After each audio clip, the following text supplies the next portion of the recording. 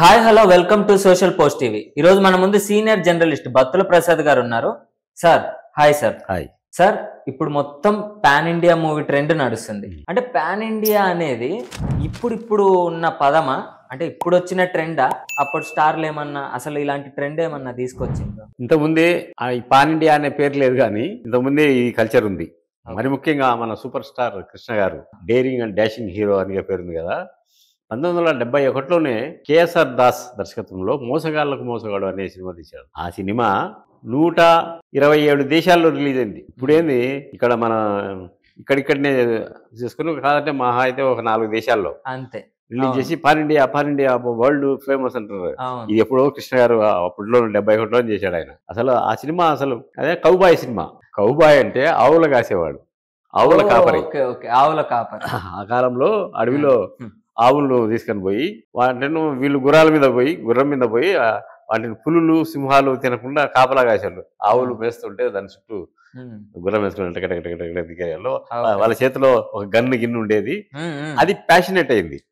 ఆ క్యారెక్టర్ని తీసుకొని నిజ జీవితంలో కౌబాయ్ క్యారెక్టర్ని తీసుకొని అడ్వెంచర్స్ ఉంటాయి. ఆ కాలం పాత కాలంలో ఇంగ్లీష్ నవల్స్ లో ఈ కౌబాయ్ స్టోరీస్ ఉంటాయి. అట్లా ఆ కౌబాయ్ని సినిమాలు మన ఇండియాలో కూడా ఆ కాలంలో ప్రదర్శించేవాళ్ళు. అట్లా అరే దీనికి బాగా క్రేజ్ ఉంది అని కృష్ణ గారు తెలుసుకొని ఆ సినిమాను తీశారనమాట కౌబాయ్ దాంతో. అంటే ఇప్పుడులాగా మక్కి కాపీ కొట్టలే, పూర్తిగా తీసుకున్నారు. మనకు అప్పుడు ఆరుద్ర అని ఒక ఆయన ఉన్నాడు, పాత రైటర్. ఆయన దగ్గర పోయి, సార్ ఇలాంటి కథ మీరైతే తయారు చేయండి అని కృష్ణ సోదరులు పోయి కూర్చున్నారు ఆయన దగ్గరికి. కూర్చుంటే ఆయన కథ తయారు చేశాడు. దాని పేరు అదృష్ట రేఖ. కథ పేరు ఒక నవల్లాగా రాశాడు అనుకో, అదృష్ట రేఖ అని. అయితే మీరు చేయండి డైరెక్షన్ అంటే నేను చేయను అన్నాడు ఆయన. అయితే ఎవరు చేస్తే బాగుంటుంది అంటే అప్పట్లోనే కృష్ణ గారితో కొన్ని సినిమాలు చేశాడు కేఎస్ఆర్ దాస్ అని.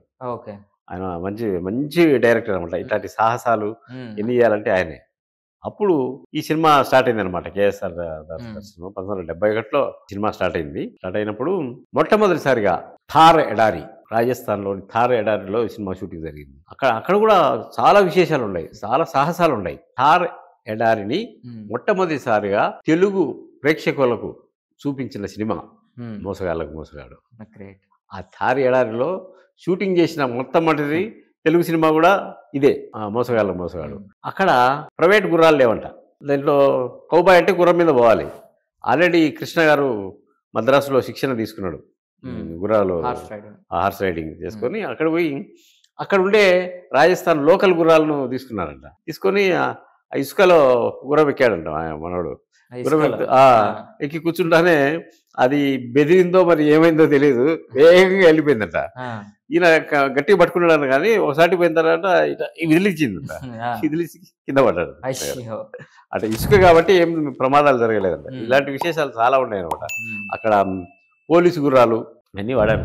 చాలా ప్రదేశాలు, బికనీర్ కోట, టిబెట్ ఆ ఏరియాల్లో కూడా తీశారంట. అది రకరకాల లొకేషన్స్. ఈ కథకు అనువైన లొకేషన్ ఏది ఉంటుందో దీంట్లో కూడా ఒక ట్రెజర్ హంట్ కాదు, కానీ ఇది వేరే జనర్ కథ. వాళ్ళ తండ్రిని చంపిన వాళ్ళను ప్రతీకారం తీసుకోవడం ఇట్లాంటిది ఏదో ఉంటుంది. ఆ కథ కూడా చాలా ఆసక్తిగా ఉంటుంది. కథ ఉంది, మంచి పాటలు ఉన్నాయి, మంచి దృశ్యాలు ఉన్నాయి, మంచి ఫైట్లు ఉన్నాయి, గుర్రపు స్వారీలు, సాహసాలు ఉన్నాయి, ఇవన్నీ ఉన్నాయి. కాబట్టి ఈ సినిమా బ్రహ్మాండమైన విజయం సాధించింది. అయితే ఈ సినిమా రిలీజ్కు ముందు ఒక తమాష జరిగింది. విజయ బ్యానర్ ఉంది కదా, చాలా పెద్ద బ్యానర్. చక్రపాణి గారు, విజయ చక్రపాణి గారు అంటే ఇప్పుడు మన దిల్ రాజు సినిమా చూపిస్తారు కదా, ఆ కాలంలో ఆయన చూపించేవాళ్ళంట. ఆ కాలంలో అందరూ హీరోలను పిలిచి, మెయిన్ డైరెక్టర్లను, ప్రొడ్యూసర్లను అందరిని పిలిచి, అయ్యా మేము సినిమా తీసాము, దీని మీద మీ అభిప్రాయం చెప్పండి అంటే ఎవరి అభిప్రాయం వాళ్ళు చెప్పేవాళ్ళంట. అట్లా ఈ విజయ చక్రపాణి గారి చెప్తే గన్ షాట్ అంట. ఈ సినిమా ఆడుతుందంటే పోతుందంట. అందరికి ప్రివ్యూ చేసినప్పుడు అందరూ ఈయన ఏమన్నాడు, ఇది సినిమా పోదండి. ఇంకా కొంతమంది చూసి ఆయన అట్లా అన్నాడు కదా, వీళ్ళు కూడా ఆడదన్నాడు. అయితే సీనియర్ ఎన్టీఆర్ మాత్రం చూసి ఈ సినిమా ఖచ్చితంగా ఆడుతుంది చూడన్నాడు. వీళ్ళు ఎన్టీఆర్ ఫ్యాన్స్ కదా, కృష్ణ వాళ్ళ సోదరులంతా. ఆడుతుంది చూడు సినిమా అంటే సరే. రిలీజ్ అయిన తర్వాత బంపర్ సూపర్ డూపర్ హిట్ అయింది, సంచలనం సృష్టించింది. సంచలనం సృష్టించిన కాదు, దానికి మా శతదినోత్సవం చేశారు. ఆ శతదినోత్సవం రోజు అందరికీ ఎగ్జిబిటర్స్, డిస్ట్రిబ్యూటర్స్కు, నటీనటులకు అందరికీ షీల్డ్లు ఇవ్వడంతో పాటు 40 మందికి నిర్మాతలు 40 బంగారు ఉంగరాలు ఇచ్చారు. పా, పా, పా. అన్ని విశేషాలు ఉన్నాయి. ఇప్పుడు చెప్పుకున్నట్టు పాన్ ఇండియా ఏం గొప్పదేం కాదు ఇది. ఉమ్, ఆ కాలంలోనూ 1971, ఉమ్, 72, 73లలో అంత మంచి 127 దేశాల్లో సినిమా రిలీజ్ అయిందంటే అది ఉమ్. గొప్ప విషయం. పాన్ వరల్డ్ అది. పాన్ వరల్డ్ అది అసలు ఆ. అన్ని దేశాల్లో. ఇంకా ఈ సినిమాను ట్రెజర్ హంట్ పేరుతో ఉమ్, ఇంగ్లీష్లో, గన్ ఫైటర్ జానీ అని హిందీలో, ఉమ్, మోసకారన్ కుక్కు మోసకారన్ అని నాకు పలకడం రాలేదు ఉమ్, అని తమిళ్లో ఉమ్. ఇట్లా తీసి రిలీజ్ చేశారంట అది. విదేశాల్లో అయితే treasure hunt, okay. Treasure hunt పేరుతో. అంటే వాళ్ళకి అర్థం కావాలి కదా మోసగాళ్ళకి అవునవును. మోసగాడు అంటే ఎవరు మన సినిమానే అందరూ ఉమ్. డబ్బింగ్ ఆ. చేసినారు. వేరే వాళ్ళ కథ, వేరే దేశం కథ తీసుకుని మనం చేస్తే ఆ దేశంలో మన సినిమా పంపిస్తే రిలీజ్ కాదు కదా. అవును. మేము చూసింది అది మాకే పంపుతారా ఆ, అని అంటారు. నిజమే. మనమేము ఆ. తెలుగు తమిళ వాళ్ళం కాదు కదా. అది విదేశాల్లో రకరకాల భాషల్లో అట్లా ఆ సినిమా సంచలనం సృష్టించింది. ఈ పాన్ ఇండియా సినిమాలు ఎవరికే తుతుంబర్ ఇవన్నీ జుజుబి. జుజుబి ఆ, అదే ఒరిజినల్. ఓకే. అందుకే daring dashing hero Natasekhara Krishna అంటారు కదా ఆయన. కృష్ణ గారు. దాంట్లో తమాషా ఏంటంటే ఈ విజయ నిర్మల గారే హీరోయిన్. ఆమె కూడా సాహసం చేసింది పాపం. ఓకే. అక్కడ ఏదో బాగా మంచు గడ్డగట్టే ప్రాంతంలో పాటకు డ్యాన్స్ చేసిందంట. డ్యాన్స్ చేస్తే కాళ్ళు మొత్తం రక్త ప్రసరణ అయిపోయిందంట. అయ్యో. మళ్ళీ కోలుకునేదానికి ఒక వారం రోజులు పట్టింది ఉమ్, అని రాసుకున్న పుస్తకంలో ఉంది.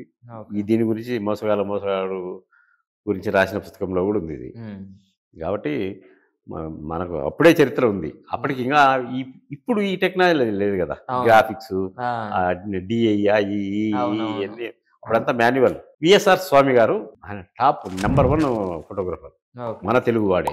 అంటే విన్సెంట్ వాళ్ళు వీళ్ళని పెట్టుకుంటున్నారు కానీ అవునవును. ఈయన మన తెలుగువాడు. సాహసం, కృష్ణతో పాటు సాహసాలు చేశాడు ఈయన కూడా. అట్లా ఆ సినిమాకు ఒక చరిత్ర ఉంది, మోసగాడు అనే చరిత్ర. Okay okay sir, thank you sir. మంచిది.